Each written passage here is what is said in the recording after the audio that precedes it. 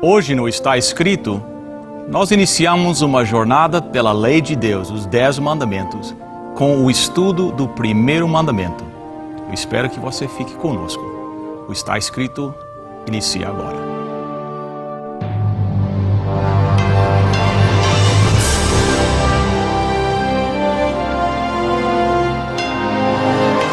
Venceu a prova do tempo.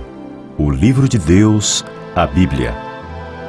Ainda relevante neste mundo complexo. Está escrito, partilhando mensagem de esperança ao redor do mundo.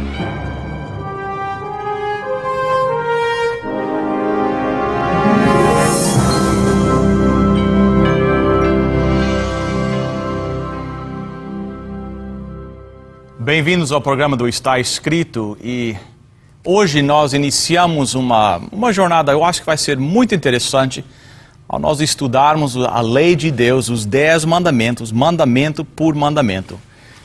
E para nos ajudar nesse estudo, eu tenho 2 convidados especiais, um vindo do Brasil e um aqui de Toronto, área de Toronto, o pastor Dr. Alberto Tim, está conosco do Brasil, e o pastor Gerlen Martins, da Igreja Adventista Portuguesa de Toronto.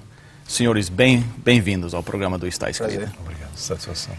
Quem sabe, para iniciar, vocês podiam só dizer um pouquinho a respeito do trabalho que vocês fazem. Quem sabe o pastor, senhor, podia falar sobre a igreja aqui em Toronto, de benefício dos nossos telespectadores. Eu sou o reitor do Seminário Adventista Latino-Americano de Teologia e nós temos 7 escolas de teologia na América do Sul e agora vamos começar uma 8ª no norte do Brasil. E essa é a minha função. Que joia. Quantos alunos tem nos nossos seminários, mais ou menos? Nós devemos ter perto de uns 2.000 alunos. Que bênção, que bênção. Muito obrigado, senhor, por ter aceito nosso convite para estar aqui conosco. Um grande prazer. Obrigado. Pastor Gerlen. Nós trabalhamos com a comunidade portuguesa adventista aqui em Toronto e em Cambridge também, né? Em Cambridge também, nós temos lá um grupo começando agora. Estamos no número 260 da High Park e esperamos que toda a gente possa lá dar uma passadinha e visitar-nos, né? Portanto, é um prazer estar aqui. Estamos a serviço da comunidade portuguesa aqui em Toronto. Obrigado. E o pastor Gerlen, muitos devem conhecer, ele foi orador do nosso programa durante muito tempo e de vez em quando aparece na nossa... De vez em quando, Que bom. É um prazer. Bem, eu achei importante que nós fizéssemos um estudo sobre os 10 mandamentos. Como nós falamos, pastor, no último programa, existe muita confusão, eu creio, com respeito aos 10 mandamentos. Tanto dentro do mundo pós-moderno, como mesmo dentro da igreja cristã. Os pós-modernos dizem que não existe lei, não é necessário, não existe absoluto, não existe o bem e o mal, tudo é dependendo da situação. Nós dizemos em inglês situational ethics, né? Dependendo da situação. Aí até que dá para entender, porque não sou um povo cristão, mas aí você vem para dentro da igreja cristã e lá você encontra confusão também. Alguns cristãos dizem que a lei de Deus foi abolida, que seguindo a lei é legalismo, nós não somos salvos pela lei. Outros, a lei que eles dizem os 10 mandamentos não é igual a como aparece na Bíblia. Então, eu achei que nós devíamos, quem sabe, tentar esclarecer isso e usar a Bíblia como nosso guia para entender isso. E hoje começamos com o primeiro mandamento. Ok. Se encontram em Êxodo capítulo 20, né? No verso 3, né? Não terás outros deuses diante de mim. É interessante como os 10 mandamentos começam, né? Logo com esse, porque quem sabe se a pessoa não obedece esse, nem adianta os outros 9, né? Exatamente. Né? Doutor Tim, será que o senhor é expert nisso? Será que existe alguma interpretação interessante na estrutura linguística aqui do primeiro mandamento? Tem algumas coisas que são interessantes para mim, que diz, por exemplo, outros deuses. Mas não existe outros deuses, né? Só existe um Deus, né? Entendeu? O que significados, né, que nós podemos tirar aqui deste...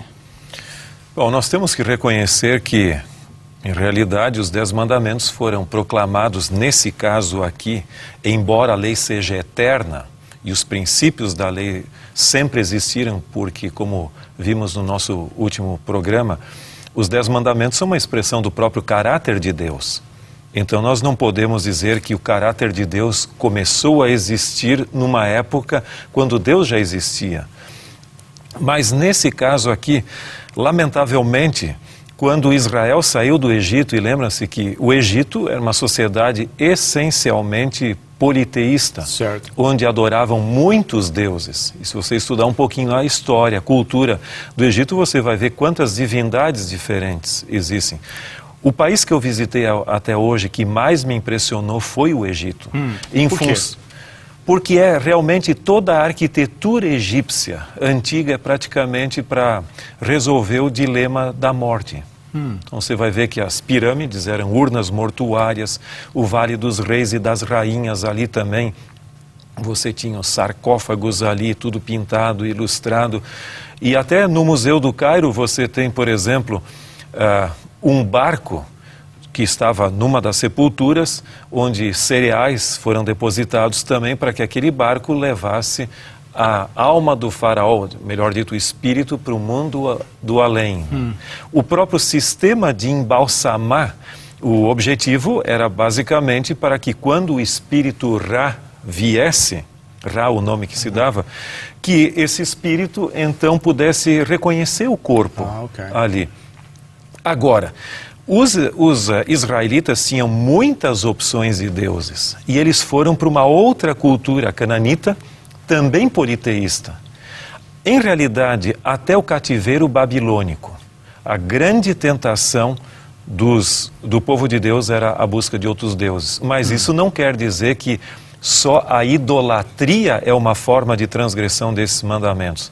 Eu posso adorar divindades visíveis, posso adorar meu conhecimento, posso adorar a minha pessoa, minhas propriedades ou outras pessoas. Então, todos nós estamos sujeitos à idolatria ou ao politeísmo quase, com tantas divindades que a gente não diria que seriam, mas que tudo aquilo que substitui ao Deus soberano, Criador, Mantenedor e Redentor, no universo se torna uma divindade. Eu tenho um comentário interessante para complementar o pensamento.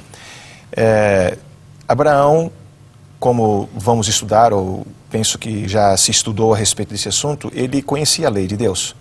E Deus havia prometido a ele que ele seria pai de uma grande nação e disse a ele que a descendência dele ficaria 400 anos no Egito como uma nação escrava. E, na realidade, foram 430 anos que o povo de Israel ficou em contato com essa cultura pagã. Então, 430 anos vendo diariamente o politeísmo dos egípcios, então era natural que Deus fizesse esta recomendação: não terás outros deuses, porque eles estavam diariamente há 430 anos envolvidos com essa adoração, ou melhor, os egípcios, né? Então Deus tinha que dizer isto para que eles sentissem que, olha, não tem outros deuses, só existe um, que sou eu, né? O que significa ter um Deus? Não terás outro Deus. O que significa ter um Deus? É interessante que o texto, a última expressão é significativa: diante de mim, na presença de. Quer dizer, longe de Deus eu posso ter, na presença não. Veja, o significado em realidade da expressão no original não quer dizer necessariamente isso, mas seria em competição comigo. Em um Deus além de mim. Então, em outras palavras, a ênfase do texto é exclusividade. Em todo o universo, só existe um ser, que é Deus, digno de adoração, de reverência e de culto. Agora, eu encontrei também uma pessoa que me disse certa vez: e quem garante que não existam outros universos com outros deuses? Uau. Aí eu respondi para essa pessoa dizendo o seguinte: eu creio que a palavra universo significa tudo que existe e pode existir. Eu não colocaria outros universos. Existe um só universo e um só soberano, Deus criador e mantenedor de todas as coisas, que é aquele que em hebraico se chamaria de Yahweh, ou seja, o Senhor, ou Jeová, em português às vezes é usado. O que podia ser um Deus? Nós hoje não vivemos num mundo, nós não estamos no cativeiro egípcio. Quem sabe até a maioria dos nossos telespectadores são cristãos. e dizem, bem, isso, na realidade esse mandamento não se refere, eu reconheço que existe só um Deus, mas será que alguém pode estar transgredindo o primeiro mandamento, reconhecendo que existe apenas um Deus? O pastor Tim mencionou isso agora, né, que não precisa ser necessariamente um Deus de pau ou de pedra, mas pode ser uma situação como, por exemplo, um sentimento, ou uma pessoa, ou o meu trabalho, ou um objeto, ou uma casa, ou qualquer coisa nesse nível, entendeu? Tudo aquilo que ocupa o lugar de Deus na minha vida, ou que toma muito da minha atenção, das minhas energias, da minha vontade, e que manipula e que controla a minha vida. Isso pode ser objeto, pode ser um sentimento, pode ser uma série de coisas, não necessariamente uma divindade em pau ou pedra. É interessante que isso pode se tornar uma pessoa também.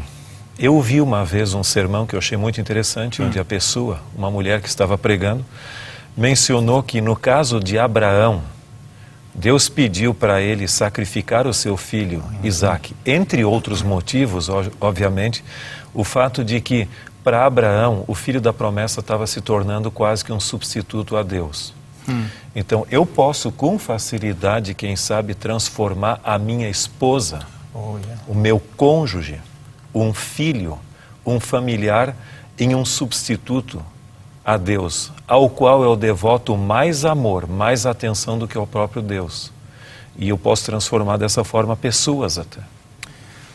Agora, colocar Deus em nossa vida em primeiro lugar não é algo natural para nós. Não é. Vai contra a nossa natureza. O que é necessário fazer para que Deus possa realmente ocupar esse primeiro lugar na nossa vida? Eu tenho um parecer pessoal, porque essa é uma luta que eu enfrento no meu dia a dia. E eu sei que todos nós, né? É uma questão de exercício. Primeiro você tem que entender de que existe Deus e de que Ele tem um papel importante na sua existência. E depois então, no meu caso, é um exercício diário. Eu tenho que todos os dias, e é o que eu procuro fazer, buscar Deus, adorá-lo, amá-lo, e das minhas orações, ao falar com Ele, eu digo, Senhor, não me deixa colocar nada no seu lugar, que o Senhor ocupe o meu coração. E eu tenho que fazer isso diariamente, é um exercício de fé. Se eu parar de tentar buscar colocar Deus como uma prioridade na minha vida, automaticamente, quer dizer, em 1 a 2 semanas eu perco de vista esse objetivo. É muito difícil você conquistar Deus na sua vida como uma prioridade, mas é muito fácil você perder, porque realmente essa não é a nossa natureza. Alguém disse certa ocasião que é muito mais fácil morrer para Cristo do que viver para Ele. Se alguém chegasse com uma arma e dissesse, ou você renuncia à sua fé, ou você morre, talvez muitos de nós escolhêssemos morrer, mas viver dia a dia com Deus, mantendo a prioridade dele na nossa vida, é muito difícil. Não é sem motivo que até Jesus, lá no Sermão da Montanha, que nós até mencionamos no último programa, você tem um texto muito importante em Mateus, capítulo 6:33. Buscai, pois, Mateus 6:33. Buscai, pois, em primeiro lugar o seu reino e a sua justiça, e todas essas coisas vos serão acrescentadas. Então, o grande dilema da existência humana é o dilema das prioridades. Certo. E muitas vezes nós permitimos que coisas boas ocupem o lugar das fundamentais, das prioridades. Uma tia me disse certa vez, sabe, que há pessoas que estão tão ocupados com a obra do Senhor que perdem de vista o próprio Senhor da obra. E essa é uma grande tentação. Portanto, o mandamento não é só para o Antigo Testamento. A prioridade de Deus, do seu reino, sua justiça, é enfatizado até Cristo no seu famoso Sermão da Montanha. Interessante. Então, algo bom pode ocupar o lugar de Deus. Lógico, se o diabo chegasse para nós com coisas ruins, muitos de nós não seria entraríamos, óbvio, né? Lógico. Não, eu não estou nisso. Mas se ele puder administrar o nosso tempo, ele o fará. Sabe que hoje nós vivemos numa época em que praticamente o amor ao trabalho é muito forte. Mas mais do que o amor ao trabalho, também o amor ao lazer. Nós temos toda uma geração que parece que está perdendo o amor ao trabalho. Está voltada para o entretenimento também. Exatamente. Né? E isso é praticamente um processo, como se diz em inglês, endless. Yes. Você tem tantas tentações que você vem para casa não mais para um culto familiar, para um diálogo com a sua família, mas você fica escravo da televisão, da internet, de tudo mais. Então, nossa geração tem tempo para tudo, menos para Deus. Eu gostaria de fazer um comentário sobre isso, porque ao estudarmos a Bíblia, nós vamos perceber que praticamente Satanás, que originou o mal, ele desobedeceu esse mandamento lá porque ele se colocou no lugar de Deus e queria ser igual a Deus. E ao o mundo ter sido criado e ao Satanás ter levado o mundo a se rebelar contra Deus, hoje praticamente tudo que você encontra na mídia à sua volta enaltece o eu.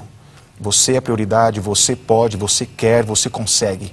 Entendeu? Então, a mídia, tudo à nossa volta afasta você de Deus e coloca você no lugar de Deus.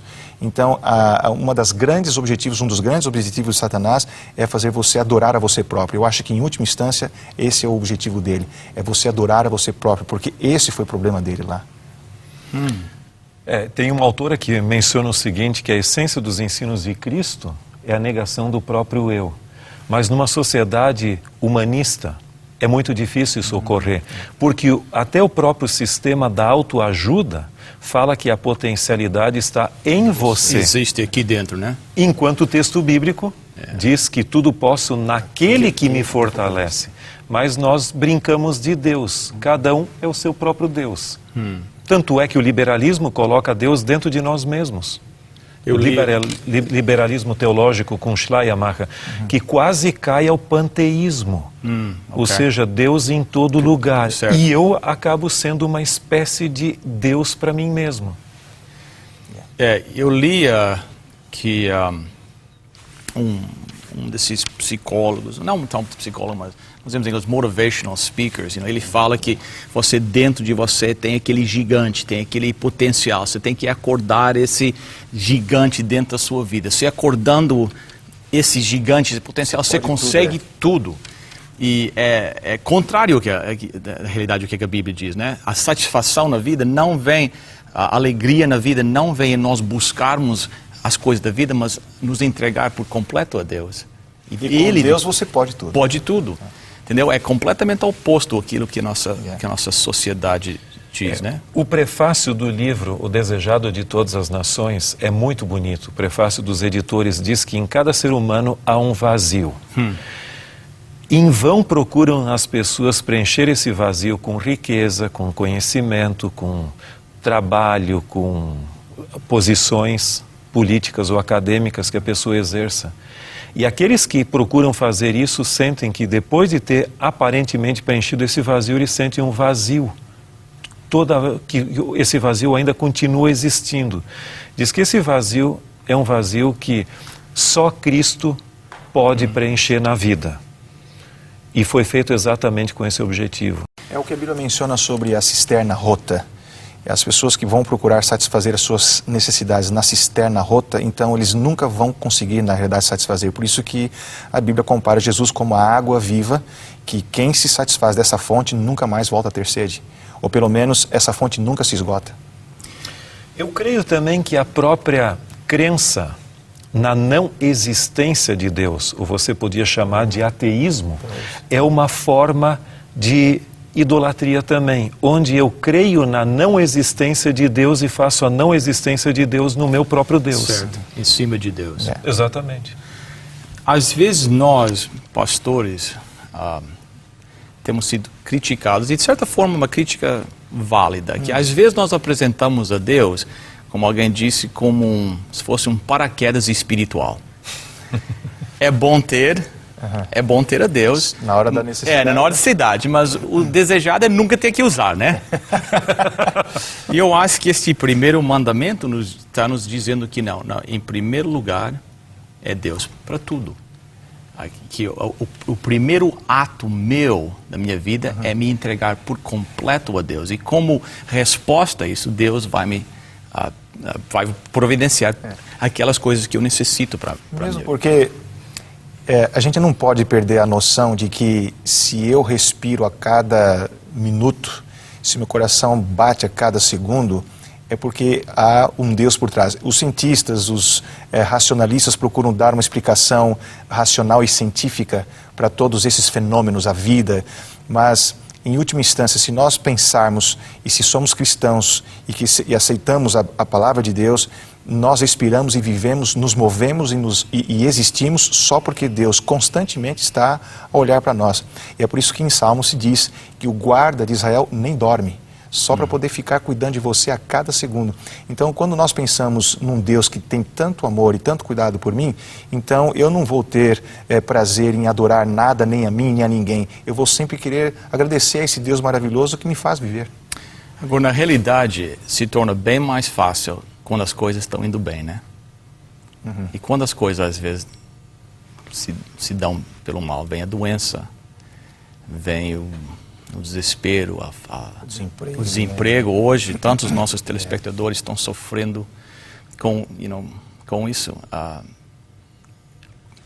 O que alguém pode fazer para nessas horas difíceis? Que eu creio que nessa hora é interessante, que é a hora que quem sabe que nós mais precisamos a Deus, mas às vezes é a hora que nós nos afastamos mais de Deus. Às vezes até culpamos a Deus por essas coisas.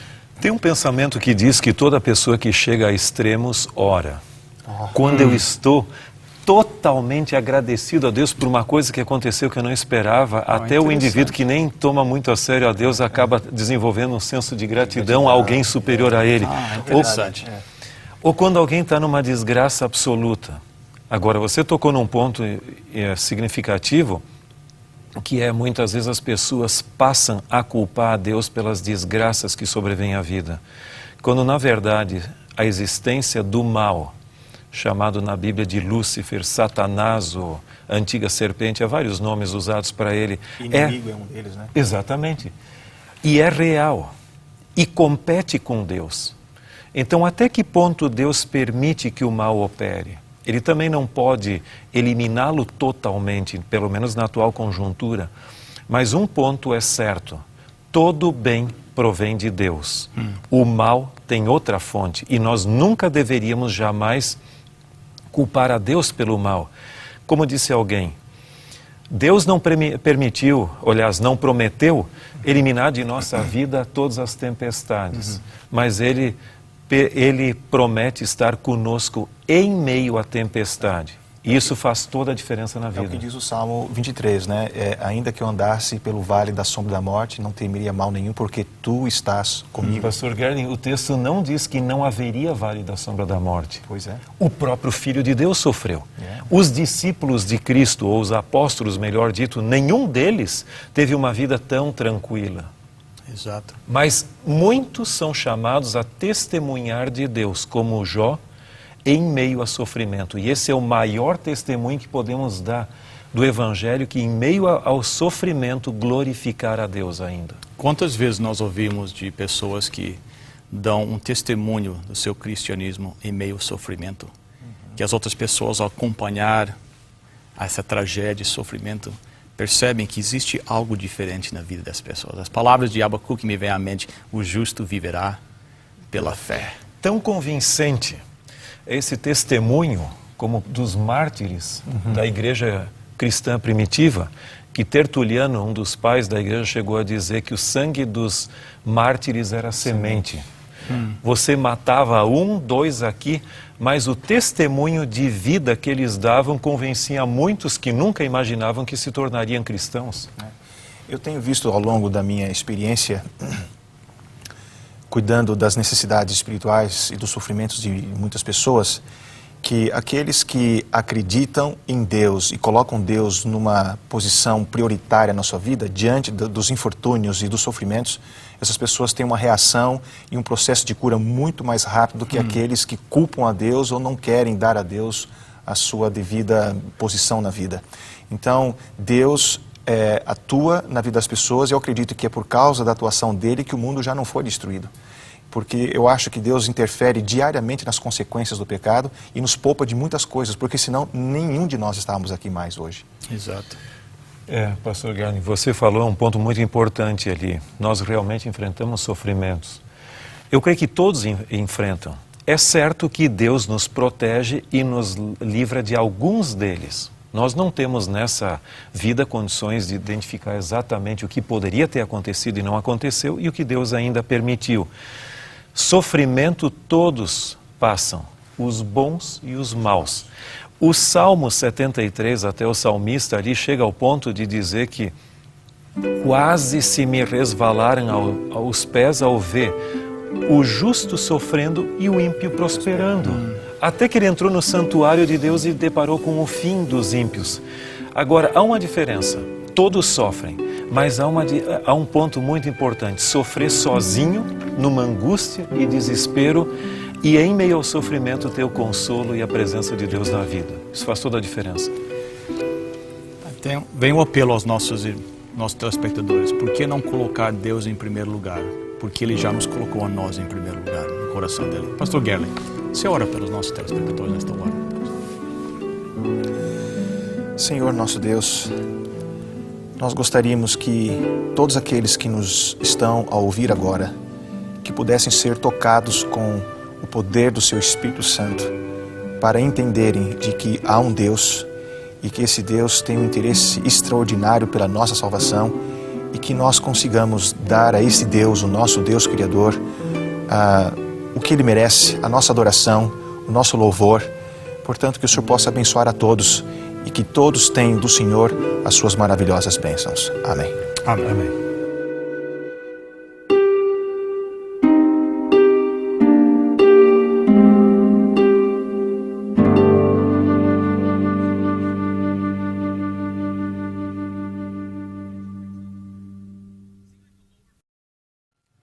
Pastores, muito obrigado pela sua presença aqui.